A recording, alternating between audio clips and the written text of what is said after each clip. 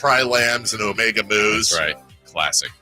Joining us right now, he's in our own Tri-Lambda fraternity forever. A brother of ours, the one, the only Sean Salisbury. Good morning, Sean. How you doing, man? What's going on, guys?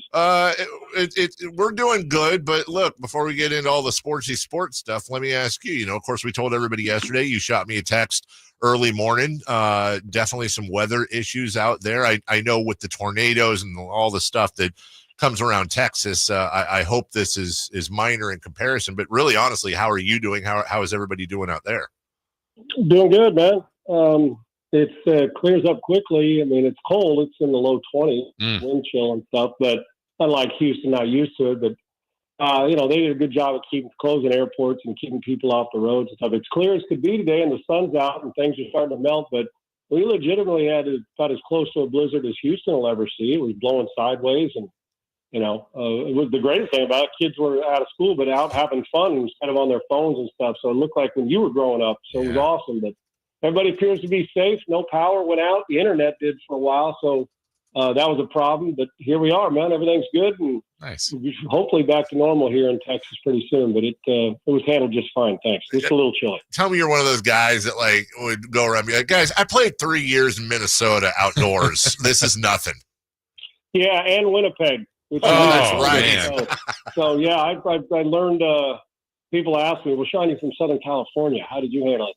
The truth is, in serious football talk, it really is a mindset. And I always felt that, well, it's weird that a Southern California guy played some of his best games in bad weather, and I don't know why that is. Maybe ability to focus. Had I played in bad weather my whole career, I may have been better, but the good weather, it's not 80-degree weather, but it truly is. I mean, they're built different. Those guys that are playing, and I'm thinking, well, I'm complaining. I'm in my house and it's cold, and they're going to go play in it and have to get hit in it and the rest of it. But I was pretty fortunate in my career just to deal with it and realize that both got to do it and truth the mindset of it. But yeah, I prefer the living room as opposed to having to do what they're doing every single day. It's brutal. Yeah, Sean, as far as the weather this last weekend, obviously there were a couple of really cold games, but the one that had just the snow, I mean, how much of a challenge is that in game for all position players to get through that? You know what? To me, of the worst things that you can inclement weather you can face, unless it's one of those like I said, blowing sideways where you can't see, 2 feet in front of you. One of those when you're driving, the windshield wipers can't keep it. That kind of snow. Then that's bothersome because of just not only depth perception, but of just the visual, a clear view on the ball. The ball kind of get the background of the ball, gets stuck in, you're picking it up late, all those things. But in truth, when it's snowing, it's not as cold as it is when it's freezing. So it's not really that bad. 30 degrees in snow with no wind, not a bad gig. It's when you have that snow and then you apply the wind to it to where it affects you not only going into the wind, but it also affects you going with it. People think, well, you're going with the wind. It'll help your kicker and the distance you can throw a ball. But the point can get caught up in the air. I mean, the mechanics shouldn't change because with the wind or against it when you're throwing the football.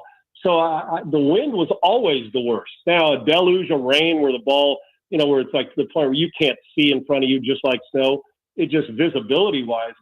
And I have big hands, so it was easier for me to grip a football. And for some, it may be a little more difficult. It's the wind. If it's 80 degrees and 25-mile-an-hour winds, I would rather play in 30 degrees and no wind with snow than I would with wind. I mean, just wind howling. That's the problem because kicking game, everything comes into play. A simple punt that you can't judge. So to me, wind's the worst. Deluge or rain's the next worst. But a little bit of rain, it makes the ball a little more tacky. You can grip it. And snow never bothered me. It wasn't, unless it's one of those where you can't see. And I've played in it plenty of times. Because it's an offensive advantage, usually inclement weather favors the offense because you know where your cuts are happening. You don't have to come out of a backpedal in a passing route, and you can kind of dig in. So the ice and the hard cold, the colder it is, the more miserable. But if there's no wind, you deal with it. It's the wind that's the worst. Regular snow, not a bad deal. Now, kickers get a little psycho over it because they can't get their feet planted, and it just looks different, the optics. But, that's part of a mindset as well. So snow really never bothered me, and I don't think it should bother too many. Some of the best games, I think Warren Moon, when he was in Kansas City, playing with Houston playing against Kansas City. I think Kansas City had Albert Lewis and Kevin Ross and Duron Cherry, like 3 Pro Bowlers. I think he threw for 5+ in a snowstorm. I saw Lynn Dickey throw for like 470 or 450 in a snowstorm. I think it was on Monday Night Football when he was at the Packers. My best game of my career was in a snowstorm in Denver. So snow's an advantage for us as long as it's not blowing sideways and windy. Sean, let's talk about. I mean, there's a lot of playoff football we could go over. Bills Ravens, that was the marquee matchup, and you saw the errors Mark Andrews made. People are focusing on the fumble and the drop. Where does Lamar Jackson stand with you? 4 picks all year, throws a pick, loses a fumble. I love the guy. You and I are huge fans of his, but are we at the point now where that's I'm using air quotes here, where playoff Lamar is a thing? Yeah, think about this. Two answers to this. One with the Mark Andrews thing. The guy's been a great player in the league. Mm-hmm. And it's sad because after all he's done, you remember that horrible visual, unfortunately, with Jackie Smith, the great tight end, the Cardinals cat. He dropped the ball in the end zone in the Super Bowl. Yep. Out of all the great career he had, that's what you see. Like Billy Buckner, right? Yeah. Who had 2,700 hits, had a great career, and a ball that rolls through his legs that he'd have scooped up 1,000 times. Same with Mark Andrews. It just happened to happen twice on like back-to-back series. Unfortunate. He's a great player, but he'll never forget it because they'll never let him forget it, whether it's outside of Baltimore or in it. And he's just as sick as anybody. So I feel bad for him, but that's the unfortunate part of football, how you get defined, unfortunately. And, you know, you're going to have to, and he can't wait till next season, I'm sure, to eliminate that because it'll fester. It just does because, you know, if you're hard on yourself, and the greatest critic and the toughest critic should always be the player on himself, Mark Andrews wouldn't have dropped that with an eye patch on. And unfortunately, he just did for whatever reason. And what a player. As far as Lamar goes, listen, I am quite frankly at my wit's end with people. Man, one is it's a quarterback, and I get it. It's a quarterback stat, wins and losses. What is real is we judge our Super Bowl our quarterbacks by their postseason act. You know, you got to put up numbers, but we judge their careers and how good where we're going to put them. We don't do it for the right guard. We don't ever say right guard, hey, man, he went to 12 Pro Bowls and he didn't make a Super Bowl. We never say that. If he got to a Super Bowl, we'll put that on there. But we never make it a negative. With the quarterback, it's always a negative. He didn't get there. Boy, the guy sucks. Well, he doesn't suck. There's 11 other dudes. The other team's getting paid. Josh Allen's pretty good. Yes, he will be judged, and I get it, because that's just part of it. We ask you to elevate when he threw a costly interception, but you look at his numbers throughout the game, he still performed. The guy had the best season of his career. Every year he's gotten better. I'm so tired and at my wits' end with people saying, well, he can't throw from the pocket. He makes throws everywhere. He makes plays with his feet. He's in perfect command. He's on, second or third offensive coordinator, whatever, since he's been in the league, and he still overcomes it, and he's gotten better. The guy is phenomenal. He's putting up a Hall of Fame career already. So will they judge him in the big picture? Sure. They do, because championships at that position, that's what we put on your resume. But as far as Lamar, Baltimore wouldn't be there if Lamar Jackson, because you ain't going to find but 3 or 4 of those dudes in this league. Mahomes ain't going anywhere, Josh Allen. Lamar Jackson is a big reason why. Now, they'd be a good team, but with Lamar Jackson, they're still not playing in February without him.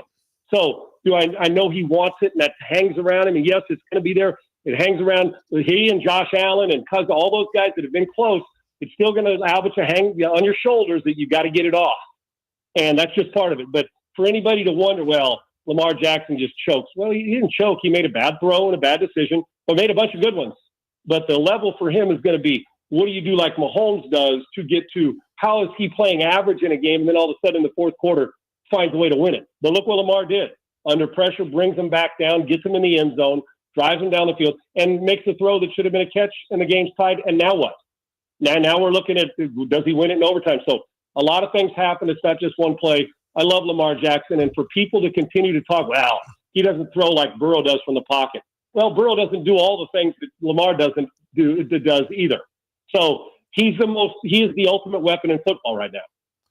Right. He beats you in a million different ways. Right. But until he gets the Super Bowl and wins one, that will always hamper him, just because that's the way the media and fans are, and that's the way that we judge our quarterbacks, right or wrong.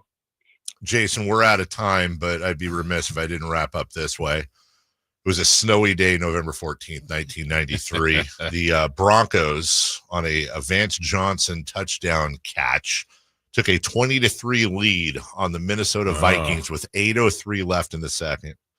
And some kid named Sean Salisbury says, we ain't losing a mile high today. So Chris Carter gets himself a 9-yard pass for a touchdown. Roger Craig, how about a 17-yard reception for a touchdown? The great Fuad Revés with a few field goals. And when you look at the numbers, 19 of 37, 366 yards, 2 touchdowns for our hero of the day, Sean, and some punk named, I don't know, some doofus, John Elway. Never heard of it. Real quick. Yeah. Well, and I was voted NFL Player of the Week. I swear to God, I remember.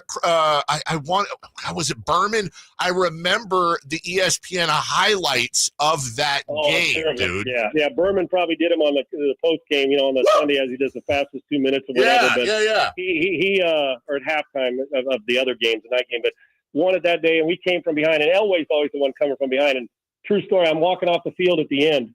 John had the ball last too. They're driving down the win again. I'm thinking, John, not today. Just give me a break. Not today, okay? And he threw a flat to Glenn Milburn in a little flat option route, and one of our guys came up and hit him, and they were driving to go win after we had come from 20-3 down, and Milburn laid it on the ground, and we recovered, and I got to go kneel down, and Denny Green came up to me. He goes, "You wanted him today, didn't you?" I go, "What are you talking about?" He goes, "You know exactly what I'm talking about."